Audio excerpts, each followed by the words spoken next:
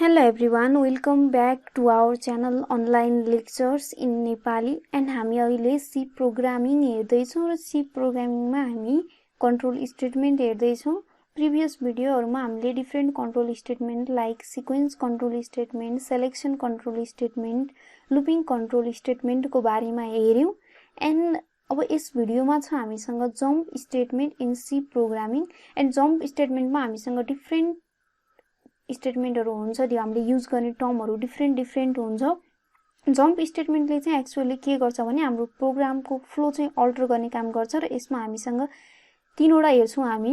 एउटा चाहिँ हामी ब्रेक हेर्छौं जुन हामीले अलरेडी हाम्रो स्विच केसमा पनि हेरिसकेको छौं एन्ड अनदर भनेको हामीले कन्टिन्यू स्टेटमेन्ट भन्ने हेर्छौं एन्ड कन्टिन्यू स्टेटमेन्ट पछि हामी अर्को एउटा के हेर्छौं भने कन्टिन्यू पछि हामीसँग गो टु भनेर हुन्छ। एन्ड अब यिनीहरुको बारेमा भन्नु पर्दाखेरि हामीले ब्रेक स्टेटमेन्ट भनेको चाहिँ अलरेडी हाम्रो स्विच केसको प्रोग्राममा हेरिसकेको छौं स्विच केसमा एन्ड कन्टिन्यू र गो टु को हामी अब यस प्रोग्राममा हेर्छौं।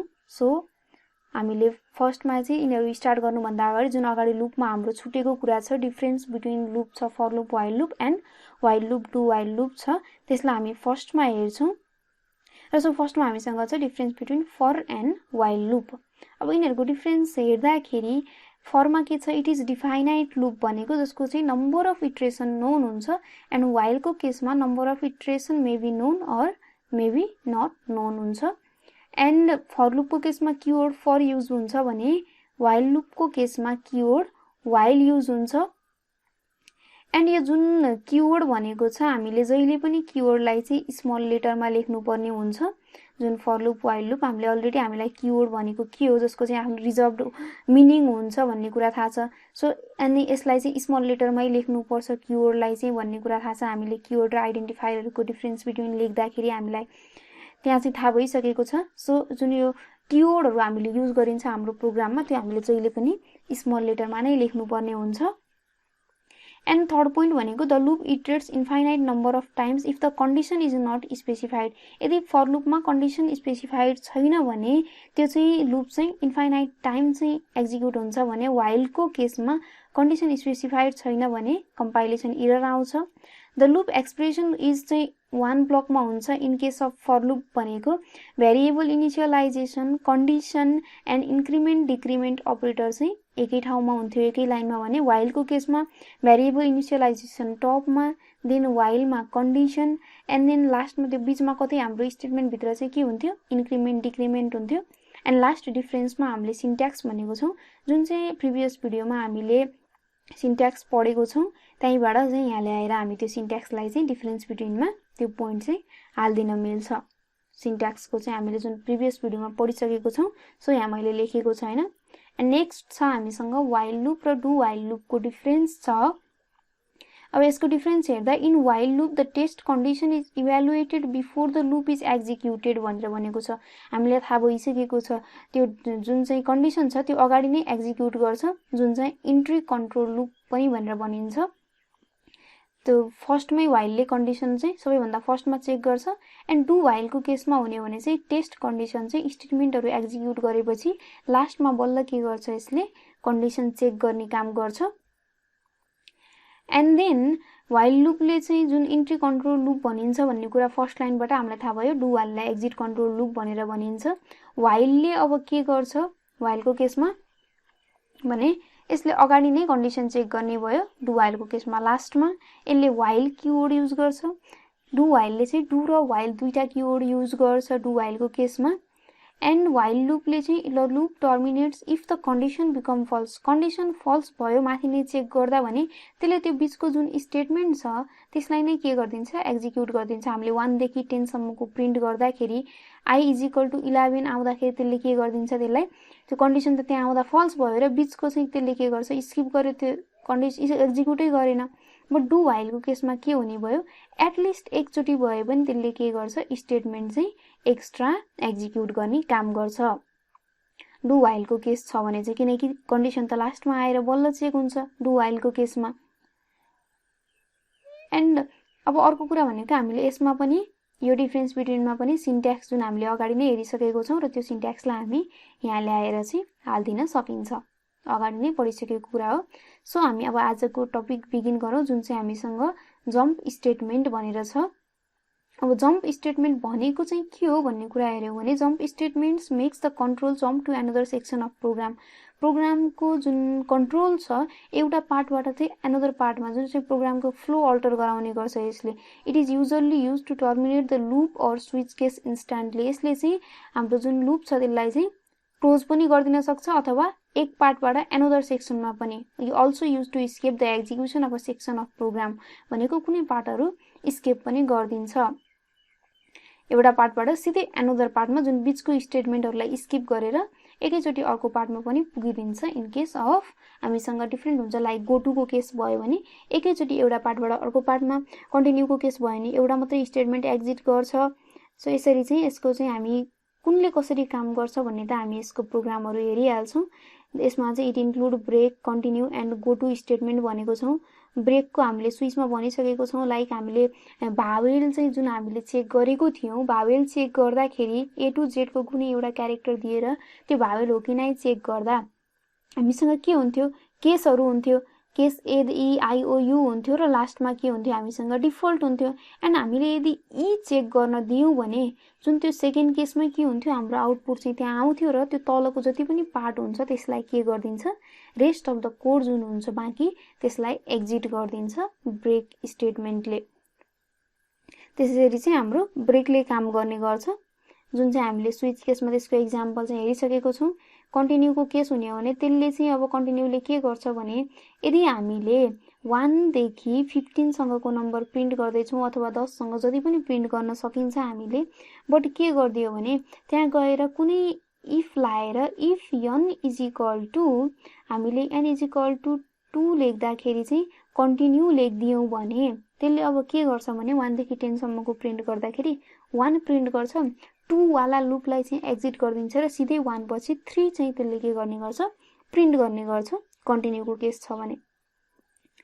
सो कन्टिन्यूले चाहिँ कुनै एउटा मात्रै इटरेसन जुन हुन्छ त्यसलाई चाहिँ के गरिदिने गर्छ, एक्जिट गरिदिने गर्छ।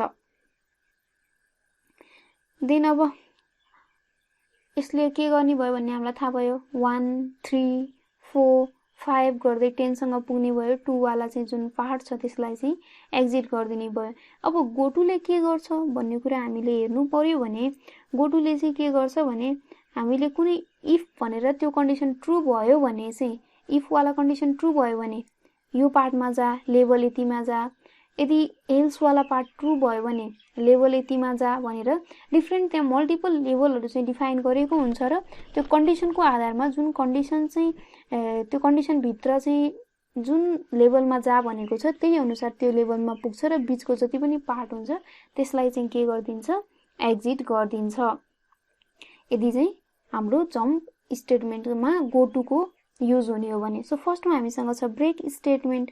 अब ब्रेक स्टेटमेन्टमा चाहिँ के भनेको छ भने break statement is use to terminate execution of rest of the block where it is present and takes the control out of the block भनेर भनेको छ। भनेको ब्रेकले अब कसरी काम गर्छ भने यसले चाहिँ जहाँ चाहिँ ब्रेक आयो, ब्रेक आएपछि त्यो भन्दा तलको जति पनि रेस्ट अफ द कोड हुन्छ त्यो कोडलाई चाहिँ एक्जिट गर्ने गर्छ। भनेको हामीसँग केस 1 देखि केस n सँग चाहिँ जति पनि केस हुन सक्छ लास्टमा डिफल्ट हुन्छ र यदि हाम्रो जुन रिजल्ट छ, हाम्रो जुन भ्यालु छ त्यो चाहिँ हाम्रो केस 3 सँगै चाहिँ म्याच गर्यो भने त्यो भन्दा तलको जतिसुकै केस होस् त्यो डिफल्ट जतिसुकै हुन्छ त्यसलाई के गरिदिन्छ, त्यो सबै पार्टलाई चाहिँ स्किप गरिदिन्छ र इन्ड अफ द स्विच अथवा इन्ड अफ द लुप जुन हुन्छ त्यो लास्टमा चाहिँ हाम्रो एक्जिक्युसनको फ्लो चाहिँ कन्ट्रोल जुन हुन्छ त्यो नेक्स्ट स्टेटमेन्टमा पुग्छ। So it is mostly used in loop and switch case to bypass the rest of the statement and take the control to the loop भनेर भनेको छ। सो यसले चाहिँ के गरिदिन्छ भने रेस्ट स्टेटमेन्टहरू जति हुन्छ त्यो सबै चाहिँ स्किप गरेर जुन चाहिँ प्रोग्रामको इन्ड छ, लुपको इन्ड, त्यहाँ चाहिँ प्रोग्रामको कन्ट्रोल चाहिँ पास गर्ने गर्छ। जुन एक्जिक्युसन हुन्छ त्यसलाई चाहिँ प्रोग्रामको जुन लुपको लास्टमा चाहिँ दिने गर्छ केले, ब्रेक स्टेटमेन्टले। एन्ड कन्टिन्यूले अब के गर्छ भन्ने कुरा हुन्छ। कन्टिन्यूले पनि के हो, यो पनि एउटा जम्प स्टेटमेन्टै भनेपछि यसले पनि प्रोग्रामको एक्जिक्युसनको फ्लो जुन हुन्छ त्यसलाई चेन्ज गर्ने काम गर्छ। एन्ड यसले के गर्छ भनिसक्यौँ हामीले, यसले चाहिँ एउटा मात्रै इटरेसनलाई चाहिँ एक्जिट गर्छ। It skips remaining statement in the body of while, for while or do while structure भनेको यसले चाहिँ जुन त्यो एउटा इटरेसन जुन कन्डिसन छ त्योसँगको स्टेटमेन्टलाई चाहिँ स्किप गर्छ र नेक्स्ट वाला इटरेसनबाट चाहिँ त्यसले एक्जिक्युट गर्छ। अब 1 देखि 10 सँग प्रिन्ट गर्नु छ, n इक्वल टु 3 मा चाहिँ कन्टिन्यू लायो भने त्यसले 3 वाला पार्ट मात्रै स्किप गरेर 1 2 4 हरूलाई चाहिँ के गर्ने भयो, एक्जिक्युट गर्ने भयो। And it is simply written as continue without any embedded statement or expression भनेको छ। भनेको कन्टिन्यू लेख्यो, सेमिकोलन लगायो, अरू केही पनि यसमा चाहिँ एडभान्स कोटेसन हो त्यस्तोहरू युज गर्नु पर्दैन। जति पनि जम्प स्टेटमेन्ट छ हामी तिनीहरूलाई चाहिँ नर्मल्ली त्यसको किवर्ड लेखेर सेमिकोलनले इन्ड गर्छौँ। र लास्ट हामीसँग गो टु स्टेटमेन्ट हो, which is used to alter normal sequence of program execution by transferring control to some other part भनेको यदि अब हामीले if भनेर तल के हुन्छ, लेभलहरू हुन्छ, अनि त्यो जुन बिचको पार्टहरू चाहिँ हाम्रो के गरिदिन्छ, सिधै इफबाट चाहिँ त्यसले जुन लेभल भनेको छ त्यहाँ पुग्दिने, एल्सबाट त्यो भित्रको स्टेटमेन्टमा जुन लेभल भनेको छ त्यो पार्टमा पुग्दिने गर्छ, जुन चाहिँ हामी के गरिन्छ प्रोग्राम गर्दाखेरि यसले कसरी काम गर्छ भन्ने कुरा चाहिँ हामी हेरिन्छ। अनि यसमा हामीले लास्टमा हेर्ने भनेको के छ, difference between break statement and continue statement छ, जसले कसरी काम गर्छ भने ब्रेकमा के छ, execution of rest of loop चाहिँ त्यसले के गरिदिन्छ, स्किप गरिदिन्छ, टर्मिनेट गरिदिन्छ, जहाँ ब्रेक स्टेटमेन्ट आउँछ त्यहाँबाट। कन्टिन्यूको केस छ भने नेक्स्ट स्टेटमेन्टबाट bypass execution of further statement भनेको त्यसले चाहिँ नेक्स्ट स्टेटमेन्टबाट चाहिँ एक्जिक्युट गर्छ, त्यो जुन कन्डिसन छ त्यो वाला स्टेटमेन्ट लुपलाई स्किप गर्छ। र ब्रेकमा when break statement encountered it terminates execution of entire loop or switch case भनेको जहाँ ब्रेक आयो त्योभन्दा तलको जति पनि लुप छ त्यो सबै चाहिँ के गरिदिने भयो, त्यसले टर्मिनेट गरिदिने भयो बाँकीलाई। एन्ड इन्ड अफ द लुपमा चाहिँ प्रोग्रामको जुन एक्जिक्युसनको कन्ट्रोल छ त्यो लास्टमा दिने भयो। जस्तै i इक्वल टु 100 भनेर भनेको छ र हामीले चाहिँ 5 मा चाहिँ ब्रेक लगाइदियो भने बाँकी 95 वटा लुप चाहिँ के गरिदियो, यसले स्किप गरिदिने भयो। कन्टिन्यूको केस हुने हो भने चाहिँ यसले सिंगल लुप मात्रै के गर्ने भयो, स्किप गर्ने भयो। Bypass is a single pass of the loop भनेको एउटा मात्रै लुपलाई चाहिँ स्किप गरेर त्योभन्दा नेक्स्ट इटरेसनबाट चाहिँ यसले के गर्ने भयो, एक्जिक्युट कन्टिन्यू गर्ने भयो। ब्रेकले ब्रेक किवर्ड युज गर्छ, कन्टिन्यू स्टेटमेन्टले कन्टिन्यू। एन्ड एक्जाम्पल हामी यसको प्रोग्राम हेरिन्छ, त्यही प्रोग्रामलाई चाहिँ एज एन एक्जाम्पल चाहिँ हालिदिन मिल्छ डिफरेन्स बिट्विन सोधेको केसमा। सो अब हामी के गरौँ, डेभ C++ खोलौँ एन्ड हामी के गरौँ, अब यसको चाहिँ फर्स्टमा हामी कुन कन्ट्रोल एन प्रेस गरौँ प्रोग्राम स्टार्ट गर्नको लागि। एन्ड हामी फर्स्टमा चाहिँ ब्रेककै लागि प्रोग्राम गर्छौँ। हाम्रो जुन प्रोग्रामको फ्लो छ, फ्लो त हामीलाई थाहा छँदैछ, इन्क्लुड stdio.h मेन भन्ने कुराहरू, इन्ट मेन अथवा मेन जे लेख्दा पनि हुन्छ। हामीले इन्ट मेन लेख्दा रिटर्न 0 लेखौँ तल, मेन लेख्दा हामीले रिटर्न 0 लेख्नु पर्दैन। अब के गरौँ, एउटा भेरिएबल डिक्लेयर गरौँ। हामीले अघि जुन डेफिनेसनमै भनेको छ त्यही टाइपको प्रोग्राम गर्छौँ। त्यो प्रिन्ट गर्दाखेरि हामीले बिचको कुन पार्टमा ब्रेक गर्ने, कुनमा चाहिँ नगर्ने भन्ने कुरा। अब फर लुप हाल्यौँ, for i is equal to 1 variable initialization, i is less than or equal to 15 भनेको कन्डिसन भयो। i++ भनेको i is equal to i+1 जुन चाहिँ इन्क्रिमेन्ट डिक्रिमेन्ट भयो। एन्ड अब के गरिदिउँ, if i is equal to हामीले कति हुँदाखेरि, अब i इज इक्वल टु 10 हुँदाखेरि के गरिदिउँ, ब्रेक गरिदिउँ। एन्ड अब जुन यो इफ पछाडिको कर्ली ब्राकेट छ नि, हामी त्यो कर्ली ब्राकेटलाई चाहिँ नराखिदिने हो भने पनि हाम्रो प्रोग्राम चाहिँ इरर चाहिँ देखाउँदैन कि यो इफ पछाडिको जुन कर्ली ब्राकेट छ, जुन हामीले पहिला त राखेर गरिरहेको छौँ, यसमा अब त्यो नराख्दा पनि काम गर्छ। यसलाई सेभ गरौँ एउटा नाम दिएर break.c भनेर, .c एक्सटेन्सनमा। देन हामीले भ्यालु प्रिन्ट गर्नु पर्यो, प्रिन्ट डफ गरौँ एन्ड %d एन्ड /n किन गरिन्छ हामी भने नयाँ लाइनमा चाहिँ हाम्रो नम्बर, एउटा नम्बर पछि अर्को नम्बर चाहिँ न्यू लाइनमा /t गर्थ्यौँ भने त्यही लाइनमा चाहिँ विथ ग्याप आउँथ्यो। अब हामी रिटर्न 0 लेखेर हाम्रो प्रोग्राम चाहिँ सेभ एन्ड कम्पाइल रन गरौँ एकैचोटि, केही इरर आयो भने थाहा हुन्छ। अब यसले के गर्यो भन्ने कुरा हामीले हेर्यौँ भने 9 सँग चाहिँ प्रिन्ट गरिदियो। एन्ड जब चाहिँ जुन हाम्रो if i is equal to 10 आयो तब यसले सिधै के गरिदिन्छ, हाम्रो प्रोग्रामको एक्जिक्युसन चाहिँ ब्रेक गरिदिन्छ।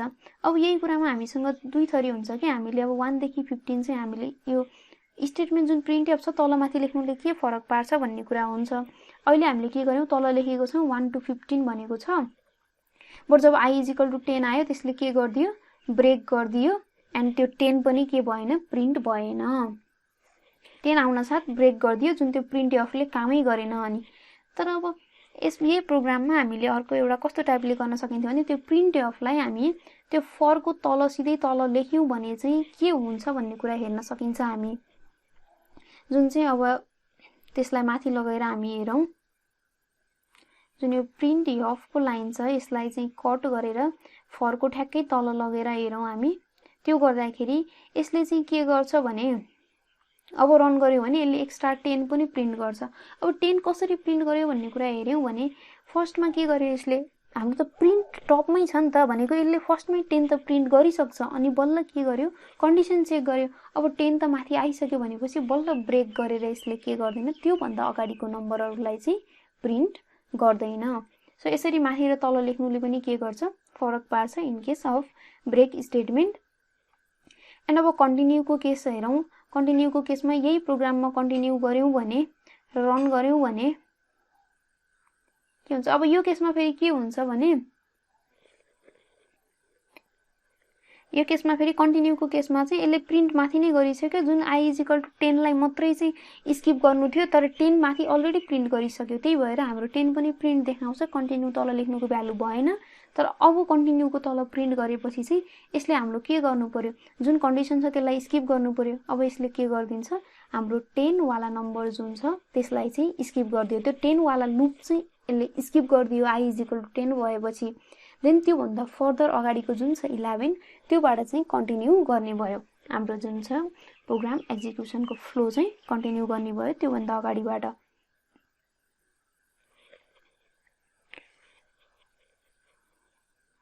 सो यो चाहिँ हाम्रो अब कन्टिन्यू स्टेटमेन्ट भयो। देन अब हामी के को लागि हेरौं, गो टु स्टेटमेन्ट को लागि हेरौं। एन्ड गो टु स्टेटमेन्ट हामी यही प्रोग्राममा चाहिँ हामीले गो टु गर्यौं भने हामी अब गो टु स्टेटमेन्ट के को लागि ट्राई गर्छौं, इभन एन्ड अड को लागि चाहिँ हामी गो टु स्टेटमेन्ट चेक गर्छौं। इभन हुँदाखेरि कुन कन्डिसनमा चाहिँ हामी कुन लेभलमा जाने, कुन कन्डिसन भयो भने कुन लेभलमा जाने। सो अब यसलाई हामी न्यू प्रोग्रामै बिगिन गरौं, कन्ट्रोल एन गरेर एन्ड प्रोग्रामको फ्लो स्टार्ट गरौं। इन्क्लुड इन्ट मेनहरु टाइपले, मेन मात्रै लेख्दा पनि भयो हामीले। एन्ड देन अब के गरौं, इन्ट कुनै एउटा नम्बर हामीले दियौं, त्यो अड हो कि इभन हो चेक गर्ने हामी युजिङ कुन प्रोग्रामको युज गरेर, गो टु स्टेटमेन्टको युज गरेर। सो अब हामी युजरसँग कुनै नम्बर मागौं भनेपछि के गर्नु पर्यो, enter any number. And then अब युजरसँग नम्बर माग्ने हो भनेपछि त स्क्यानएफ गर्नु पर्यो हामीले। स्क्यानएफ %d, एन्ड नम गर्नु पर्यो।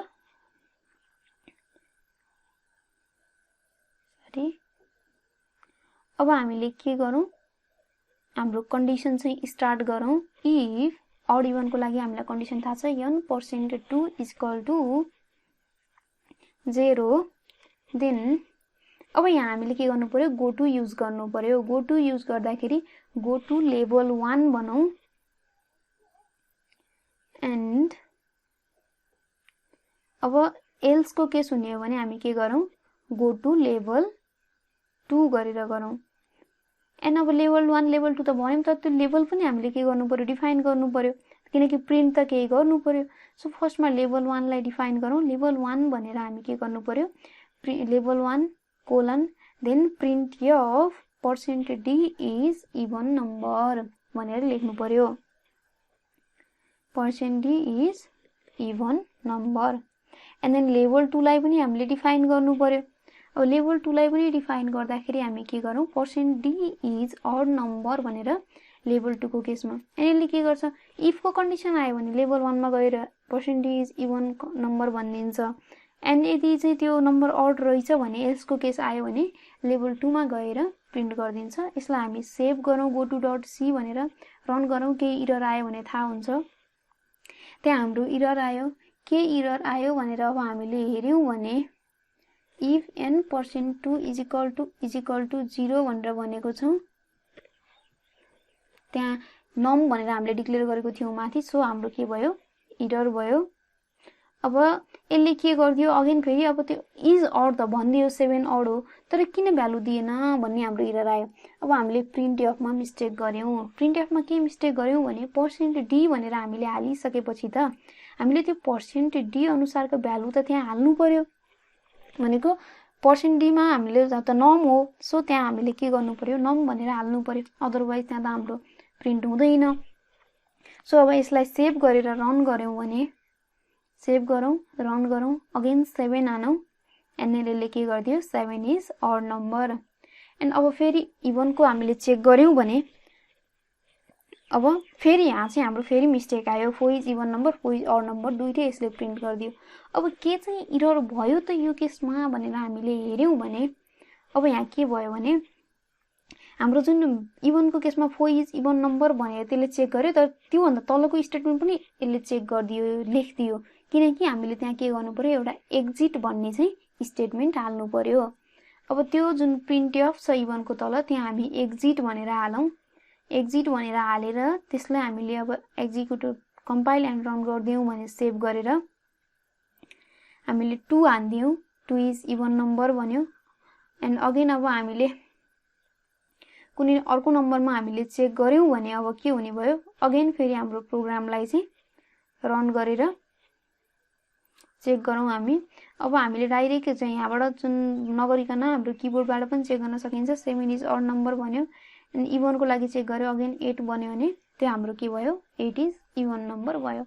सो हामीले यस भिडियोमा के हेर्यौं जम्प